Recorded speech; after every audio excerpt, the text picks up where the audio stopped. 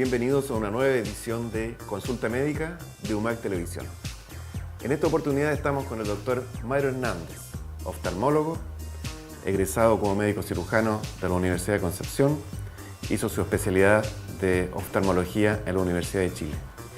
Y está con nosotros en Magallanes desde hace 25 años más o menos. 25 años por lo menos, sí. Bienvenido, Mario, muchas gracias por estar acá. Gracias por la invitación. Vamos a hablar ahora sobre los avances que ha habido, especialmente en la cirugía oftalmológica. ¿Quién nos puede decir cómo ha cambiado la cirugía oftalmológica, Mario? O cómo es la cirugía oftalmológica en relación al resto de la cirugía? Claro, la cirugía en oftalmología es una cirugía que está vinculada estrictamente con los avances en ingeniería. Nosotros nos aprovechamos de la inteligencia y las habilidades de los ingenieros, vemos que nos diseñan instrumentos cada vez más complejos y sofisticados que nos permiten resolver patologías cada vez más complejas y de forma mucho más simple y con mejores resultados. En oftalmología nosotros somos microcirujanos, digamos, o sea, nos movemos en parámetros muy pequeñitos. De tal manera que yo traje algunas cosas para graficar esto. Por ejemplo, estos son instrumentos de cirujanos normales. Para nosotros son instrumentos enormes, lo que no los podríamos utilizar en una cirugía oftalmológica, de tal manera que usamos, nuestros bisturí son muy pequeñitos, como un cuchillete para centesis, por ejemplo, que miden 1 milímetro en la punta, 1,5 milímetros, y nuestras incisiones son las más grandes, de 3,2 milímetros, son muy chiquititas. Para graficar eso, un cirujano normal se mueve en parámetros de centímetros y nosotros nos movemos en parámetros de milímetros o menos de fracciones de milímetros, hablamos de micra.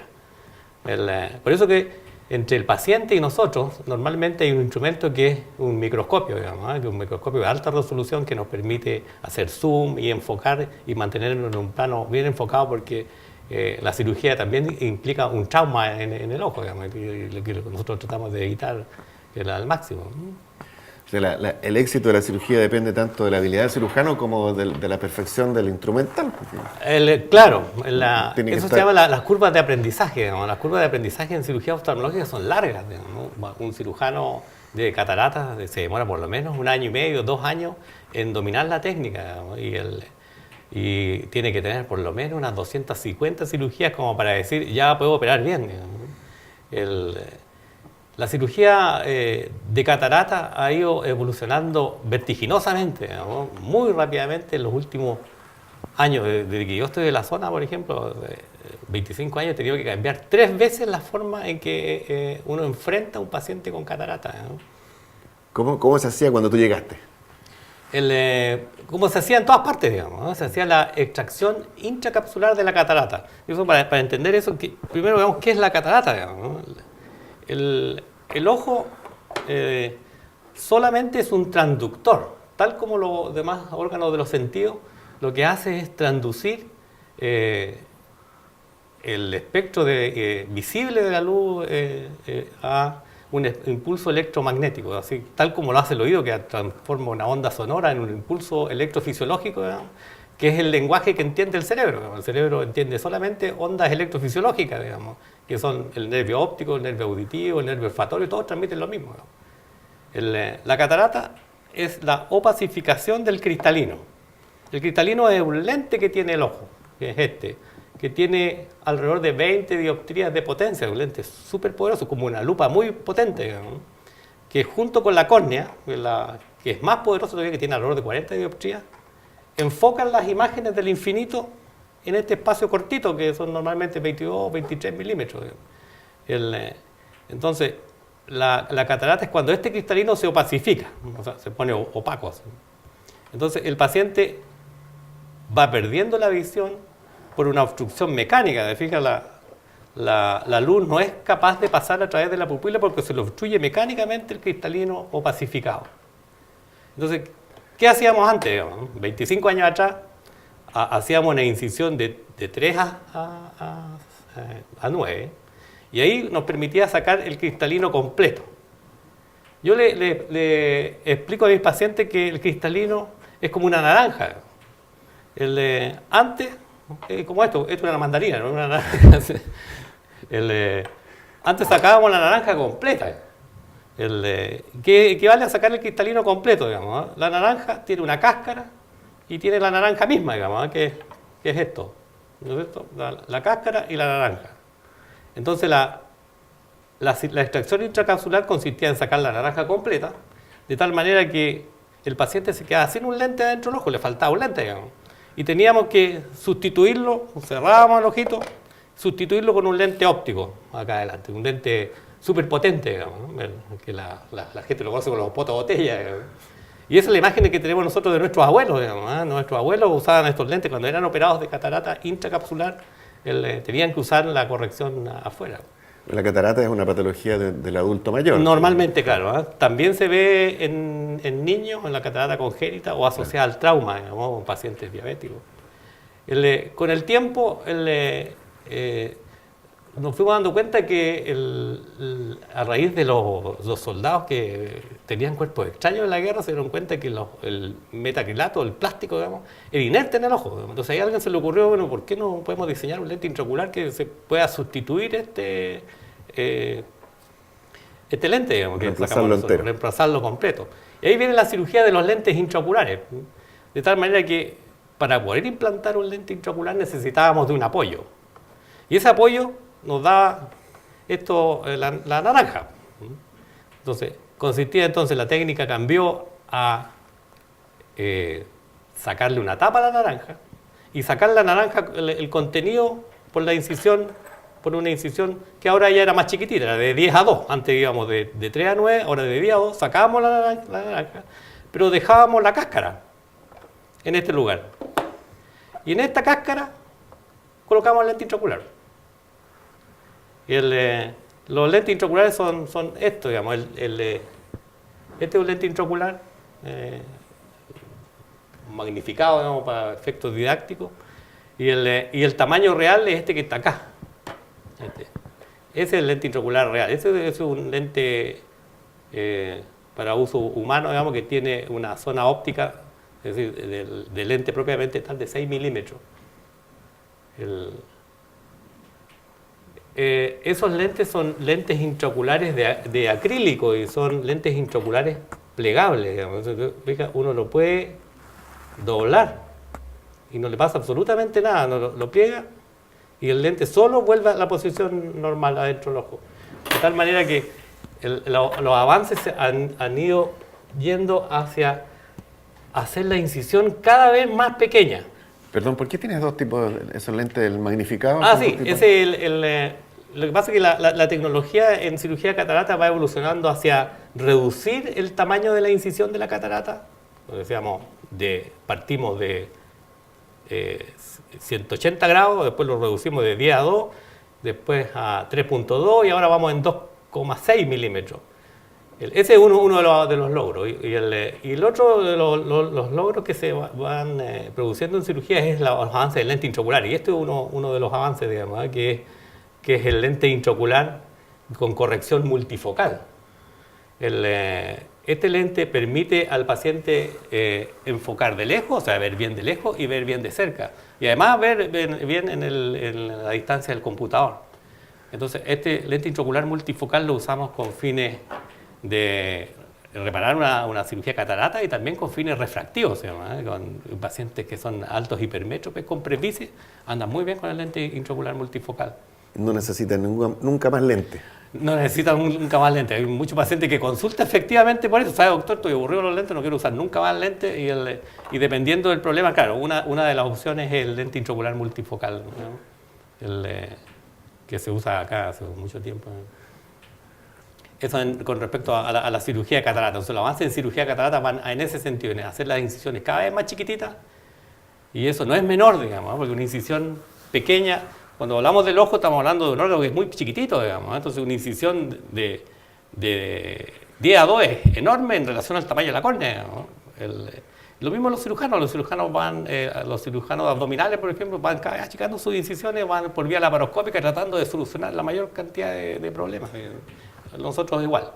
Y para eso van también, acoplado con esto, obviamente, la tecnología con el desarrollo de los facoemulsificadores, digamos, que son instrumentos que en una pieza de mano que es como un lápiz, te permite mediante ondas ultrasónicas introducirla, por eso 2,6 hasta 3,2 milímetros, moler el cristalino, retirarlo y por esa incisión chiquitita introducir un lente plegable. En eso estamos, en cirugía de catarata. Los resultados son espectaculares. Aquí en Punta Arenas se operan muchos pacientes de catarata, digamos, entre los pacientes que operan los colegas en el hospital y los que operamos nosotros afuera, van a dar alrededor de 400 pacientes al año en Punta Arenas. Se opera bastante. ¿Y cómo es la recuperación? ¿Se van para rápida. la casa el mismo día? Son ambulatorias, claro, son cirugías ambulatorias que se hacen con anestesia local. Normalmente usamos local y sedación para que el paciente esté tranquilito. Y lo damos de alta de inmediato. El paciente ingresa en la mañana, a las 9 de la mañana, y se va a las 3, 4 de la tarde a la casa con su gotita antiinflamatoria. ¿Y qué es esto de la cirugía refractiva? La cirugía refractiva, claro, eso es un boom, digamos, es una locura, digamos, la cirugía refractiva, que consiste en corregir los vicios de refracción con el láser o lentes intraoculares, digamos, ¿no? Pero normalmente cuando uno habla de cirugía refractiva entiende la cirugía refractiva LASIK, ¿no? Ahí entramos en el tema de las ametropías o vicios de refracción, que son la miopía, el corto de vista, que lo conoce la mayoría de la gente, que ve bien de cerca pero ve mal de lejos, la hipermetropía y el astigmatismo. Simplificando al máximo la cosa para efectos de entenderlo, como yo le explico a mis pacientes, digamos, yo sé que cometo algunos errores, pero lo grafica muy bien, digamos, ¿no? Las ametropías son problemas de foco. Y por ejemplo, la miopía, en general todos hemos visto algún paciente alto miope y son pacientes de ojos grandes, digamos, ¿no? Las artistas de cine normalmente son miopes, ¿no? Tienen ojos enormes, entonces uno llama la atención un ojo grande. Entonces, la miopía es normalmente por un problema axial, decimos nosotros, es un ojo grande, digamos. Entonces, ¿qué pasa con el ojo grande? Digamos que los lentes que tiene el ojo, que son la córnea y el cristalino, no son suficientes para enfocarlo, se queda el foco por acá adelante y el paciente queda desenfocado, ¿no? Es como si la córnea fuera muy curva, ¿no? Entonces, si la córnea fuera muy curva, me aumenta el tamaño del ojo y me desenfoca el ojo porque la córnea tiene mucha potencia, digamos, 40 dioptrías, digamos. Una lupa de estas que usamos para ver las cosas más grandes tiene 10 dioptrías, esta tiene 40. Entonces, si la córnea es muy curva, el ojo se desenfoca y produce una miopía. Ahora, por el contrario, si la córnea es muy plana, el foco queda por detrás de la retina, pierde potencia la córnea y se produce una hipermetropía. El astigmatismo es un poquitito más complejo de explicar y por eso yo uso, con mis pacientes les explico que la córnea normalmente es así, es esférica como la mitad de una pelota de ping-pong, especialmente en la parte central. En los 3 milímetros centrales la córnea es esférica, o sea, esta curvatura, la curvatura vertical, es igual a la curvatura horizontal, digamos, y eso hace que el ojo esté perfectamente enfocado. En el astigmatismo, haciendo una analogía con un huevo, es como que la córnea fuera como un huevo. La mitad de un huevo. Como la mitad de un huevo, claro. O sea, un eje es más curvo que el otro, digamos. Entonces, en el caso de un huevo acostado, digamos, este eje es más curvo que este. Y eso produce un astigmatismo, porque puede que este ojo esté enfocado, este eje esté enfocado y el otro esté desenfocado. O sea, los astigmatas ven algunos trazos mejores que otros, o las líneas verticales, los postes, por ejemplo, o los cercos los ven mejores, digamos, depende del plano de inclinación que tengan, digamos. Entonces, eso es lo que corregimos nosotros. El láser actúa sobre la córnea. Entonces, la córnea, el láser, lo único que sabe hacer es comer tejido, digamos, entre comillas, digamos, o sea, hace ablación. Es como yo se lo grafico a mis pacientes, por aquí traje ¿dónde está la lija?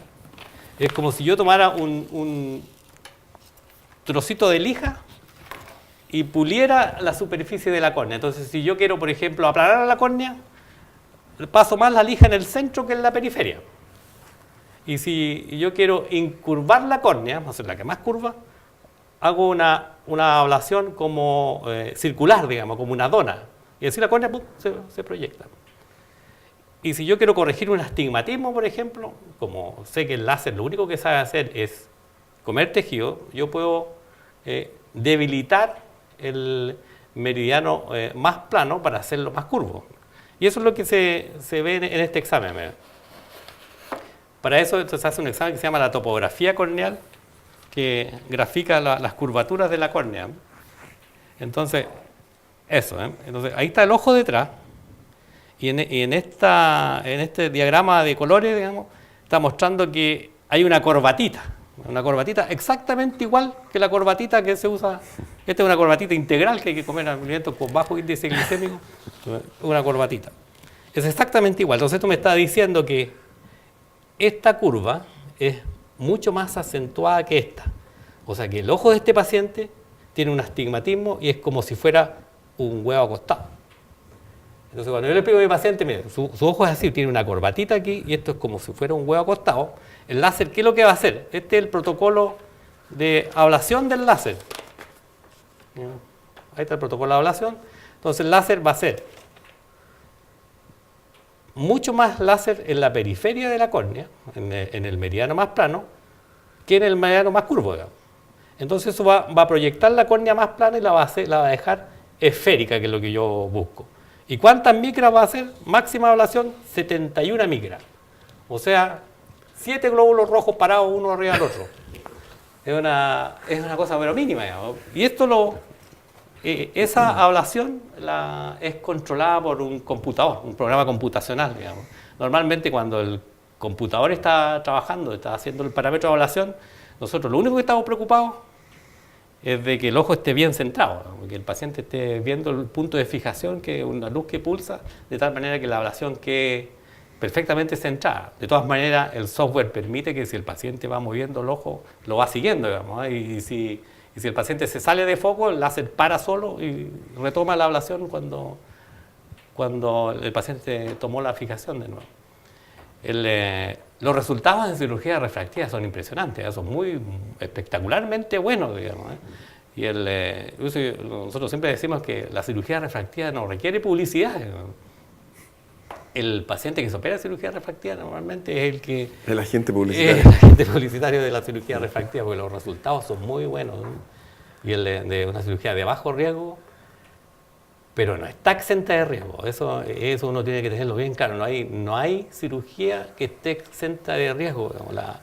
Normalmente uno ve, Matías, ¿no es cierto?, que la medicina se tiende a banalizar, pretendiendo que no hay riesgo en los procedimientos que hacemos, porque los riesgos se han ido disminuyendo, digamos, con esta tecnología, pero los riesgos igual existen, digamos. Las bacterias están presentes en todos lados. Los errores que puede cometer uno, o nosotros trabajamos con parámetros biológicos, vamos, con tejidos que no responden igual que los tejidos, los materiales inertes, digamos. Si uno le dice a un ingeniero, mira, necesito que me hagas tal radio de curvatura, y la hace exactamente, y uno la mide y queda perfecta, digamos. Y uno puede hacer lo mismo en un ojo, en una córnea, pero después viene la cicatrización, viene la naturaleza que trata de resolver un poco lo que uno hizo y se produce un cierto grado de regresión en algunos pacientes que uno puede obligarlo, por ejemplo, a hacer un retratamiento. Son poco frecuentes, pero esas son las complicaciones. Toda esta cirugía, si bien es cierto, los resultados son espectaculares, son muy buenos, no están exentas de complicaciones. Yo digo al paciente, usted desde el minuto que sale de su casa empiezan las complicaciones. Claro, puede chocar, lo pueden atropellar, se puede caer. Y en el pabellón es exactamente lo mismo, ¿eh? Puede haber una infección, el primero que quiere que todo salga perfecto, digamos, ¿eh? Y para eso tiene todo un equipo detrás, tiene toda una formación y el control de los parámetros y el mantenimiento del equipo al día, para de tal manera que reducir las complicaciones al mínimo posible. Nuestras complicaciones, yo siempre digo que ser médico en Magallanes es difícil. Es muy difícil, digamos. ¿Por qué? Porque, como es experiencia tuya, el médico en Magallanes tiene nombre, tiene apellido, tiene dirección y tiene familia, digamos. Y la complicación en una cirugía oftalmológica es, normalmente, cuando es de alta complejidad, requiere algunas veces equipos que acá no disponemos, digamos. El sueño nuestro es ser independiente en un tiempo más, pero todavía nos falta un pelito para ser independiente. y poder resolver todo. Y una complicación grave puede significar un traslado, digamos, un traslado de un paciente que muchas veces no puede moverse bien y hay que trasladar pacientes, familia o un traslado al médico. Entonces, un traslado acá. Claro, igual como el mejor propagandista es el paciente agradecido. Claro. O sea, que después en la complicación. Vilipendiadores del claro, que quedó por eso complicado. que la tasa de complicaciones tiene que estar ajustada a una tasa real, digamos. O sea, el médico que dice no tengo complicaciones por dos razones, o porque miente o porque no opera, digamos. Claro, pero muy poco. Lo importante es que la tasa de complicaciones esté ajustada a los estándares internacionales de cirugía catarata. Y nosotros estamos ahí, digamos, no tenemos complicaciones de estándar internacional, no más ni menos, tenemos las que tenemos que tener, digamos.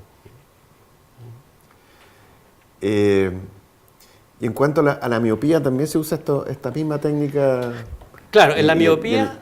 ¿Qué diferencia hay entre hipermetropía y presbicia? Sí, esa es una pregunta que es bien frecuente, digamos. El paciente presbite normalmente es un paciente mayor de 45 años que por fenómenos de rigidez de la cápsula del cristalino, el músculo ciliar ya no es capaz de hacer variar la curvatura y enfocarlo de cerca, digamos. Entonces el paciente empieza a tener problemas para ver de cerca, ¿no? A mí todavía no me afecta. Y ahí necesitan la corrección de cerca. Esa es la presbicia. Y la hipermetropía normalmente tiene que ver con el largo axial, digamos, del ojo. Aunque el síntoma es similar, el paciente hipermetro también dice veo mal de cerca, pero el paciente hipermetro, pues si uno lo corrige bien de lejos, también queda enfocado bien de cerca, digamos. La hipermetropía es un problema del largo axial en un ojo corto, y en cambio la presbicia es un problema acomodativo. La presbicia, ese es un tema que también muchos pacientes preguntan, digamos, si yo me puedo operar de presbicia. ¿Existe la cirugía de presbicia? Sí, existe, digamos, y es esto, lo que ofrecen algunos colegas, es colocar un lente intraocular multifocal. Entonces se coloca un lente intraocular multifocal y con eso el paciente queda enfocado de lejos y de cerca. En general nosotros no ofrecemos esa cirugía porque encontramos que es como mucho, además que es como muy agresivo transformar un ojo normal en un ojo pseudofáquico por una presbicia, digamos, y el láser todavía no es capaz de corregir la presbicia. Por lo tanto, cirugías de presbicia normalmente acá no ofrecemos, aunque ustedes van a ver que en algunos otros lados sí lo ofrecen, pero es el implante de un lente intraocular multifocal, es una cosa muy agresiva y yo no le ofrezco nada a mi paciente que yo no me haría a mí o lo haría a mi madre o a mi padre, digamos. Entonces, si yo no lo haría eso, yo no lo ofrezco, ¿no?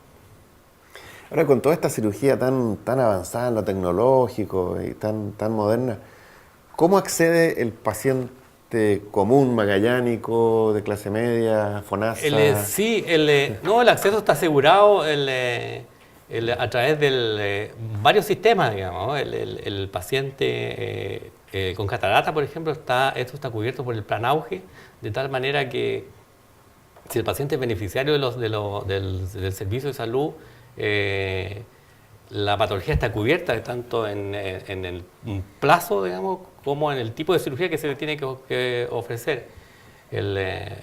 Y a nivel de pacientes privados, también eso la catarata está cubierto por el plan Auge y ahí se llama GES, Garantía Explícita en Salud, y acceden a través de esos planes que tienen un acceso garantizado, digamos, con un costo bajo. También los pacientes pueden optar al acceso privado de la cirugía de catarata, pero porque el Auge cubre cirugía de catarata, pero que son los que tienen más mala visión, es visión 0,3 o menos. La tabla de optotipo, ¿no?, es más o menos como la cuarta línea del 0,3. De ahí o menos son los pacientes cubiertos por el plan Auge son los que ven menos. Por eso que ahí ese paciente uno lo notifica como plan Auge y le dice que es por la visión. Y hay pacientes que uno no nos notifica porque la visión es 0,3 o más. ¿No? Entonces ahí acceden o a través de FONASA por los planes de libre elección o ISAPRE de libre elección.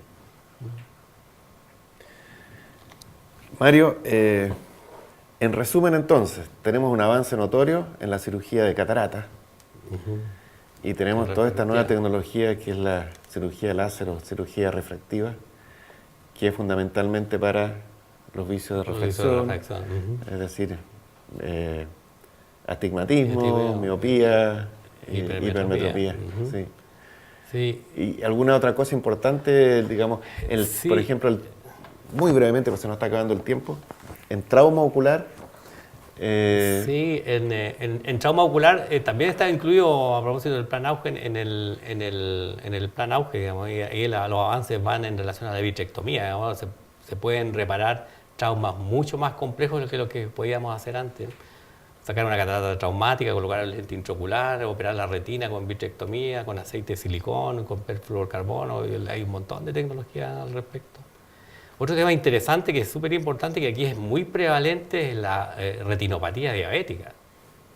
En Magallanes, como somos una isla, digamos, la población diabética es muy frecuente, digamos, alrededor de un 10% de la población tiene diabetes, y cuando uno examina a los pacientes diabéticos, al menos un 20%, la primera tiene retinopatía.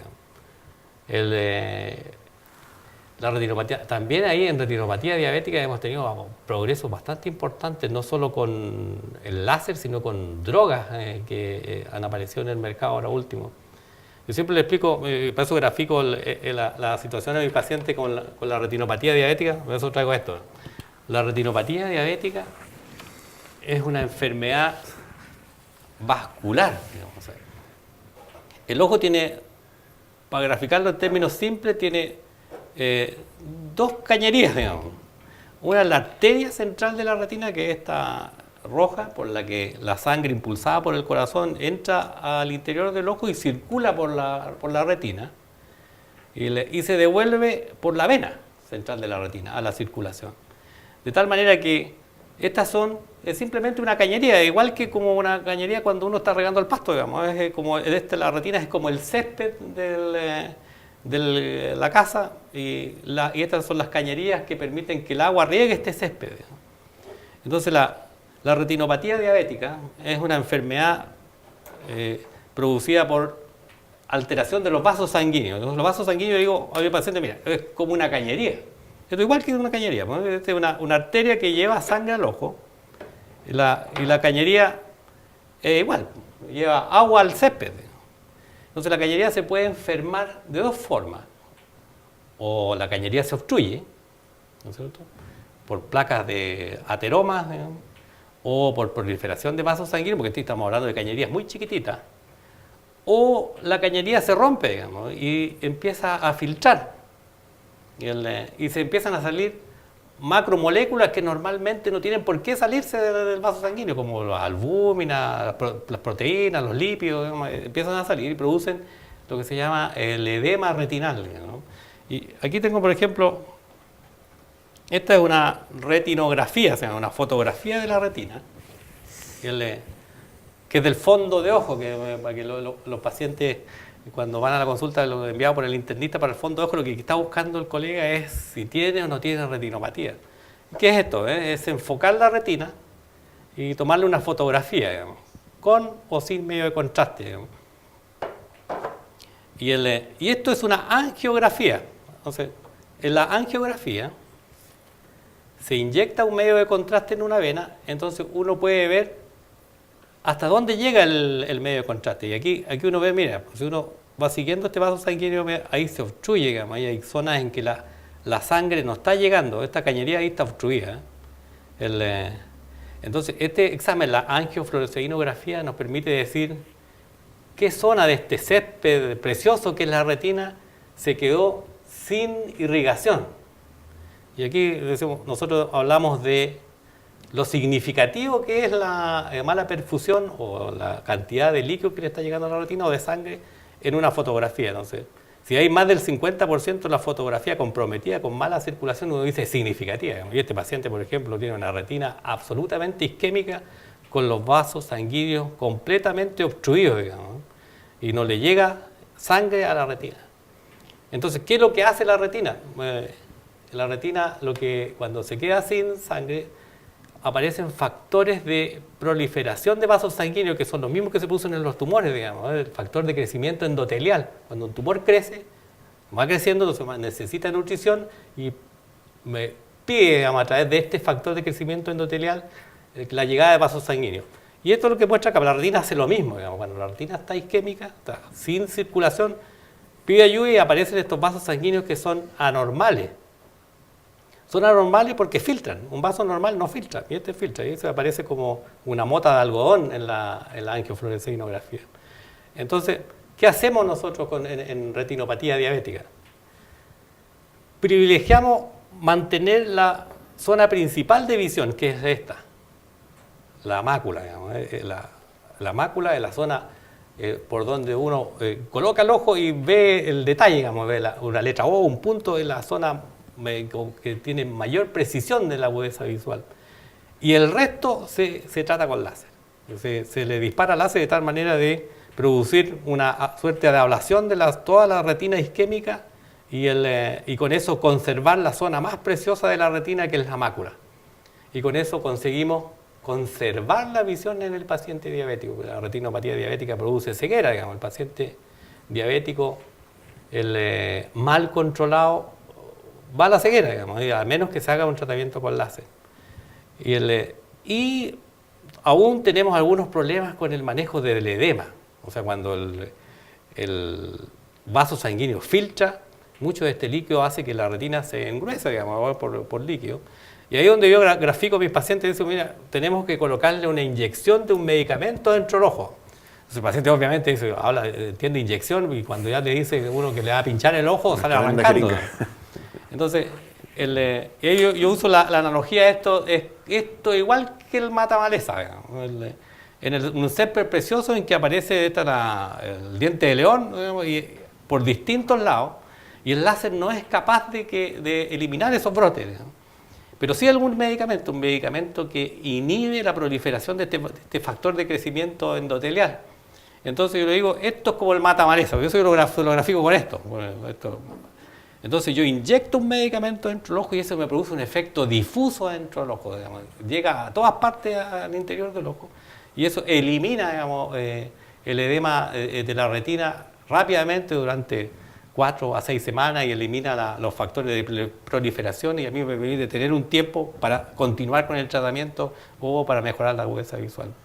La vía de inyecciones intravítreas, digamos, nos permite inyectar por lo que se llama la pars plana, digamos. Este es más o menos 4 milímetros del borde de la córnea, uno puede acceder aquí y colocar medicamentos, antibióticos, inhibidores del factor de crecimiento endotelial, esteroides, etc.